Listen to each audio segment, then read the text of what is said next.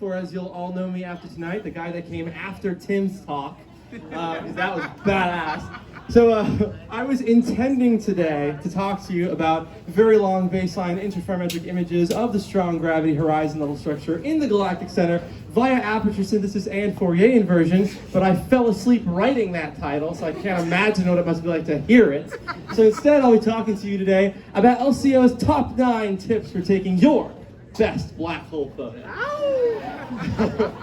So, as you guys may know, the Event Horizon Telescope collaboration released the first and the second image of a black hole ever, thereby allowing humanity to see something that has never been seen before. The first image of a black hole was that of the black hole in the center of the M87 galaxy, 55 million light years away. We released that on April 10th, 2019. And the second was this picture of a black hole in the center of our own galaxy. So this is pretty much the largest supermassive black hole close to home. And we released that image on May 12th, 2022. And this is a picture of the EHT collaboration at our conference in 2018. I'm up there in the corner. But the EHT collaboration is a global collaboration that runs a global radio telescope, the only telescope in the world capable of taking these kinds of images. And they've really had an impact on the public's interest in astronomy and black holes. And one of my favorite pictures to show this is actually this one. So the day after we released the very first image, we were heading back home, and we stopped by the airport, and every single newspaper had the black hole image above the fold, which is kind of wild. I love this because, like, the black hole image, it's basically a mass measurement. And when was the last time you saw a mass measurement above the fold on the New York Times, right? So we got lots of great feedback like this, from this, like the Sea Runt, who said this is the goddamn best humble brag I've ever seen. We got all sorts of highest of 5s, and we got this picture turned into a disturbing meme with one of our collaborators photoshopped on everyone's face. So let us burn it with fire.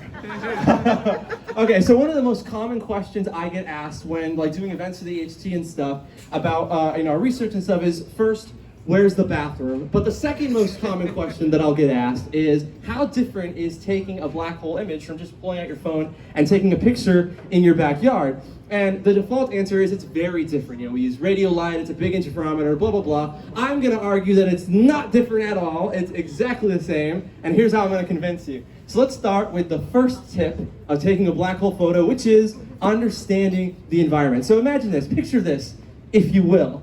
You want to take a picture of Half Dome in Yosemite, a very beautiful, very common attraction. Yes, where's my Yosemite fans? That's what I like to hear. Okay, so what is the first thing you need to do? The first thing you got to do is you got to go, and that may have been a dog barking and not a Yosemite fan. I still count it. So the first thing you do is you research the environment. You want to know what to go take a picture of. So what's in Yosemite, right? The terrain, it's mountains, you've got cliffs, you've got beautiful forests and rivers. And what lives there, all sorts of animals, it's a habitat for deer and bears and marmots, which I just learned were a thing when I was making this presentation.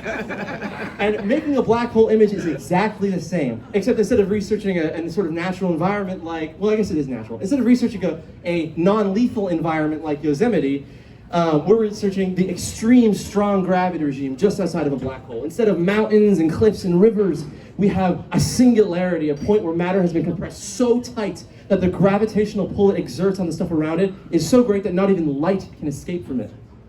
Instead of rivers and forests, we have an accretion disk, matter that's doomed, trapped outside the black hole, just constantly feeding it mass, which it converts into either compacting it into the black hole or shooting it up in these massive jets, hundreds of thousands of light years long. And instead of cliffs, we have gravitational lensing, where the gravity is so strong that it bends the light from all around the black hole and twists it up into loops and knots. And instead of animals, we have stuff like the black hole shadow, which is this area in the middle where light has a very low probability of escaping, and it literally casts a shadow on the glowing accretion material inside of it, which is just absolutely wild. And instead of, I guess, marmots, we have, whatever those are, we have hot spots. These orbiting gas that's not orbiting with the accretion disk, and every now and then punches through the accretion disk and creates this huge splash of gas and light. So, apparently the Mac is about to die. Is there a charger somewhere? Oh God! You keep going. I'll figure it out. 2.5. Yeah. Right. So by understanding the environment, we know what we need to do in order to take a picture of it. Which leads us into step 2. Once you know what you're going to take a picture of, you got to make sure you have the right equipment to do it. So if you were taking a picture of something in Yosemite, right, if you're going to take a picture of an animal, you want like a big long lens that can take a picture at a great distance so you don't spook the animal. If you're taking a picture of a landscape, you're going to want some big focal length. So you're going to want some like wide angle shots so you can capture everything in one beautiful picture. And you might want to consider the type of camera you get, right?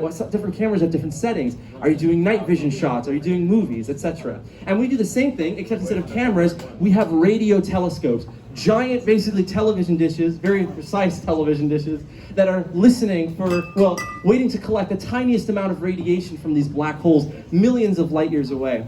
And the Event Horizon Telescope is a global network of these kinds of radio telescopes, 8 sites all over the globe, all linked together to form one gigantic telescope with the resolving power the size of a single telescope the size of the Earth. And it's not just our telescopes that are extreme, it's the way we collect data too. So in order to synchronize the telescopes at all sites, we have to have an extremely accurate clock called the hydrogen maser clock that can timestamp every single data point down to the nanosecond. Thank you, Andy. And the data itself gets stored on these massive hard drives. The EHT is the largest, the EHT's data per night of observation is the largest of any physics experiment in history. And we bring all this data together to form one gigantic telescope, the only telescope capable of making images of black holes. Now we're on to tip number 3. You have your location, you have your target, you have your location, you have your equipment, now you gotta pick a target. So if you were picking something in Yosemite, right, everyone goes for Half Dome. Why? First of all, it's enormous, it's just in your face. Second, it's what your camera can capture, right? It's almost any camera can capture. You can whip out your phone and take a beautiful picture of Half Dome, or you can buy some $5,000 camera and take some great, great shots.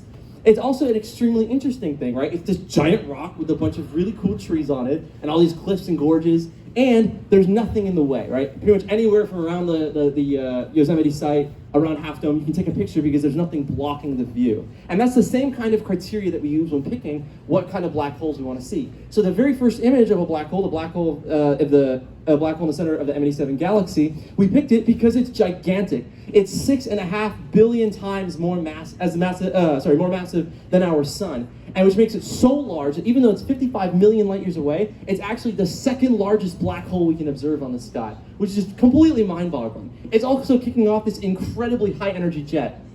That may not look huge on the screen, but it's actually 100,000 light years long and producing more energy every second than the Milky Way galaxy, which is just completely ridiculous. As for Sagittarius Star, well, Sagittarius Star is a little different. Instead of picking just based on location, when we looked into the center of our galaxy, we saw these stars. And when we watched the stars over many decades, they moved in these incredibly bizarre and elliptical orbits. And we want to know, what the heck are they orbiting, right? I mean, these are stars many times more massive than our sun, and they're just being flung around like billiard balls or confetti. And so that was part of the motivation of taking a picture of the center of our galaxy, because we really had a strong reason to believe that there was a supermassive black hole there that we could image. However, Sagittarius Star, the one in the center of our galaxy, is a lot harder to image than M87 for the same reason that you would want to image Half Dome, which is that there's too much dust and crap in the way, and it makes it really challenging for our imaging algorithms to sort of parse that out. Okay, so now we've picked a target, Sagittarius Star.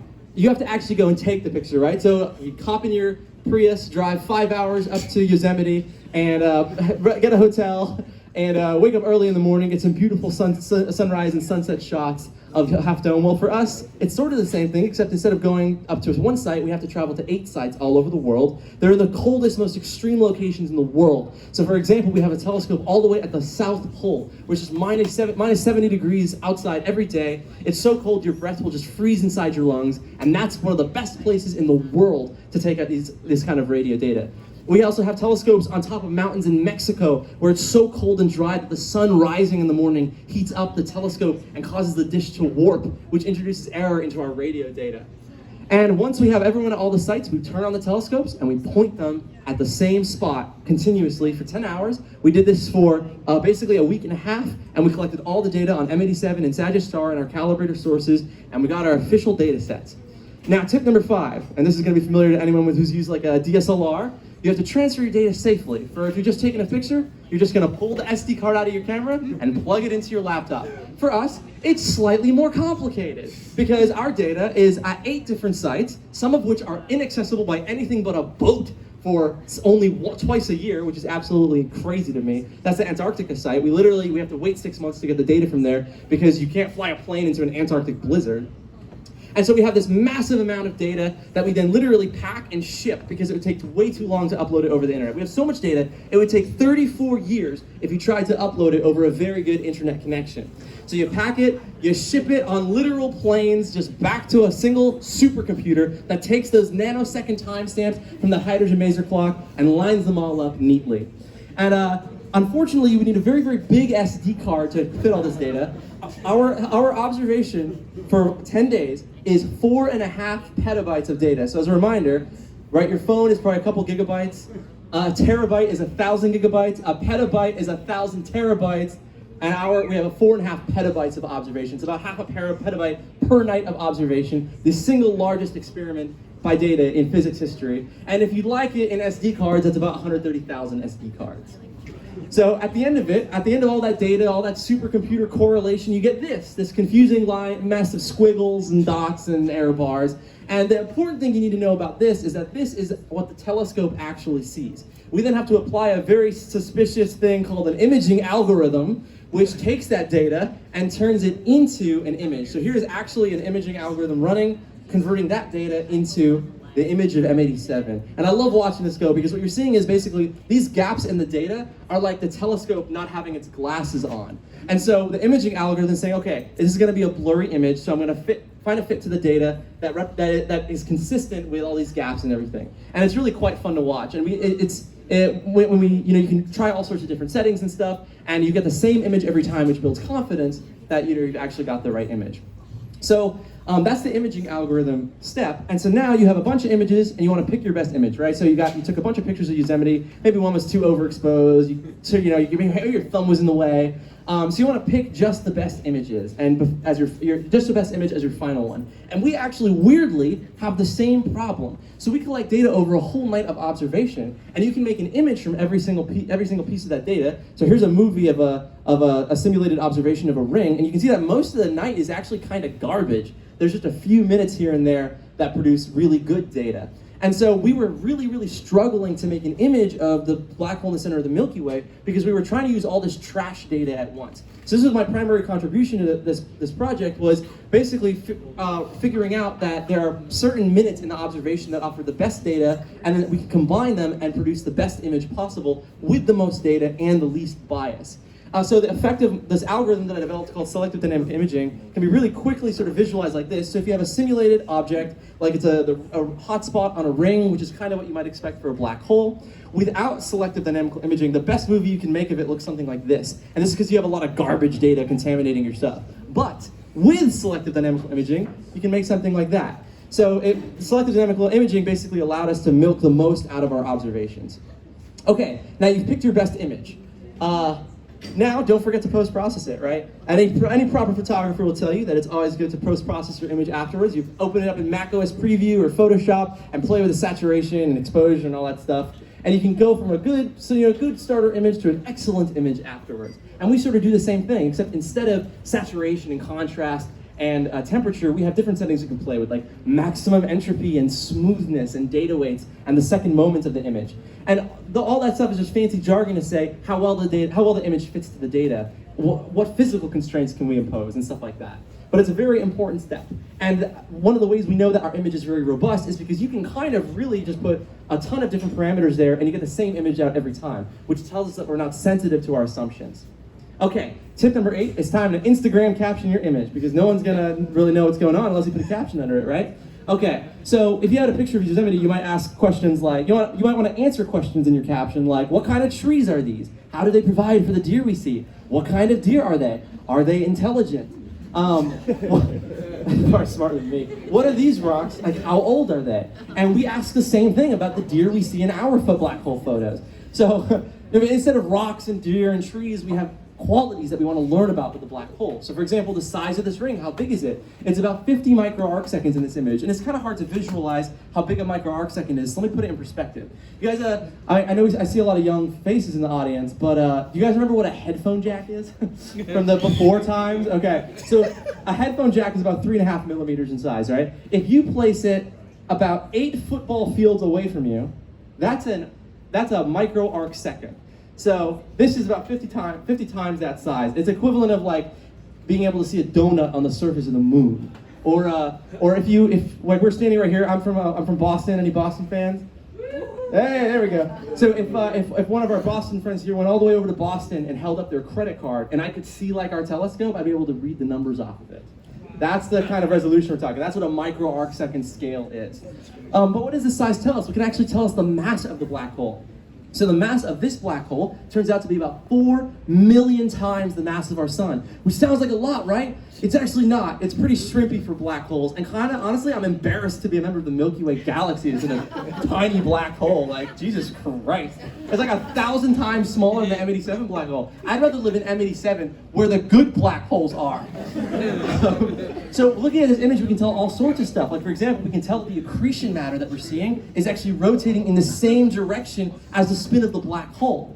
And we can tell stuff like the black hole's inclined 30 degrees toward us. So 0 degrees is like you're looking down the barrel of the black hole, which would be really bad because you get fried immediately. But 90 degrees is more like the interstellar black hole, Gargantua, and they call it Gargantua. It's actually not that big. The M87 black hole that we took a picture of, way bigger. M87 life, I'm telling you, let's move to the M87 galaxy, much better black hole. So this black hole is sort of partway in between that. It's at a 30-degree inclination. It's like closer to face on, but not as, it's like closer to face on, but not as crazy as like just looking straight at edge on at the accretion disk. Okay, so our final tip, framing your image. Picking a good frame is very important, right? You know, you can have a frame made of wood, or I didn't actually research what frames are made of, concrete, I don't know. But picking a good frame is very, very important. But instead of framing our black hole image with, you know, like wood and stuff, we frame it with the context of the importance of this image to science and humanity. So first, and this is one of the more exciting pieces of the framing, this is the second ever image of a black hole. That's really cool, right? Black holes until like 20 years ago basically had never been even indirectly detected, and it was only basically in 2016 with LIGO that we really directly detected them, and that was just directly detecting an in-spiral. The first image of a black hole was the first direct evidence, like visual evidence, of a event horizon in our universe, behind which was a singularity, which is very exciting. And this is the second ever image of that, which is like, you know, it's showing, you know, hey, the first image, we did it right. This is more confirmation of that. There's more of these things. It wasn't just a one-off. So that's them for comparison. You can see how similar they look, which is really exciting when you think about what that implies for physics, which I'll talk about in a second.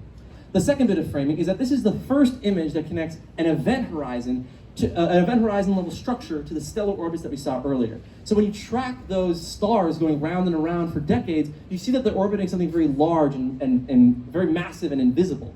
And this is the first time we're able to zoom all the way in and connect an image of something to the insane gravitational forces that we're seeing there. And if you're curious as to the scale of this image, these are like just stars in the center of our galaxy. The Sagittarius star black hole would fit entirely inside that pixel, basically. It's much smaller than even 1 pixel of this image, and it's exerting that level of force on those stars, which is just incredible. Okay, the next piece of the framing is about testing general relativity, which is really partly why we're doing all this. General relativity, one of the most successful theories in all of physics. It's made a ton of predictions. They've all been right again and again and again, and we were sure it was going to be wrong here in the center of a black hole, because black holes have such incredibly strong gravity that surely some assumption, some approximation Einstein made somewhere has got to fail, right? Turned out he was right again, which is like really boring. But I was hoping it would fail, but I'm just, I'd like to watch the world burn. But this is really exciting. So not only has Einstein been sort of supported again, proven correct again by this image of a black hole, we now have a test of general relativity that spans 3 orders of magnitude and mass. So I really want to drive this home because it's insanely cool that an image of a black hole 1 billion times the mass of our sun looks exactly the same as an image of a black hole 1,000,000 times the mass of our sun. Because it's once again sort of going back all the way to Newton, who was like, the same stuff that happens down here is happening up there. This is showing that across 1,000 times a mass difference, the exact same physics is applying, and we have a picture to prove it. We got the receipts this time. Okay, and finally, and I think this is my favorite sort of element of this, and why I love doing this stuff. This is a picture of a spot in the universe where our understanding of physics breaks down. So general relativity, as I just mentioned, very successful theory, has been proven correct again and again and again. But it's not the only successful theory out there. There's another theory called quantum mechanics that is just as successful, and it's been proven successful over and over and over again in the same amount of time, about the last 100 years. So with both GR and quantum mechanics, every time we tested it, they were right again and again and again. And even when we thought we were wrong, turns out that we weren't. It turns out that the theory wasn't wrong. It was our experiment that was off. So what really is interesting to me is that this image is a spot in the universe where, if you ask both of these theories what's happening here, because they both apply, right? Quantum mechanics covers things that are really, really small and fast. General relativity covers things that are really, really massive and heavy.